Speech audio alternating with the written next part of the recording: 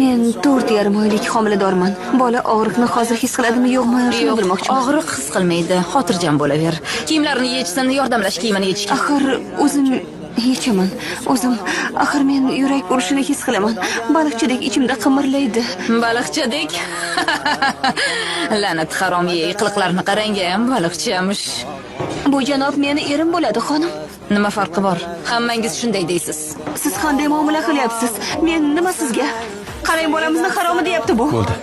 Doktor xonim, bu qanday gap bo'ldi? Biz rasman er-xotinmiz. Buni menga farqi yo'q. Xonim yo kiyining yo tashqariga chiqing, meni vaqtim yo'q. Siz meni qanaqa joyga olib keldingiz? To'xtab tur, o'zim tushuntiraman. Nimani tushuntirasiz? Xonim, siz menimcha noto'g'ri tushundingiz. Nimani noto'g'ri tushunaman? Kirib olib og'riq his qiladimi, undaymi, bundaymi deydi. Menga xuddi bachadonda sug'urib olishni bilmagandek. Bu bolani onasiman. Uni og'riq his qilish yo qilmasligini bilishim kerak emasmi? Bu yerga keladiganlarning hammasi ona, faqat afsuski otalari kimligi noma'lum. Agar ona bo'lsang, borib bolangizni dunyoga keltir. Nima qilyapsan bu yerda? Sizga tushuntiryapman. Iltimos, bolamni onasiman, bolamni onasiman deydi. Iltimos, ketaylik bu yerdan. Meni vaqtimni olmay, janob, tashqariga chiqing. Iltimos, ketaylik. So'nggi marta yo'qladim. Menga o'zini muqaddas qilib ko'rsatadi bu yerda. Iltimos qilaman sizdan.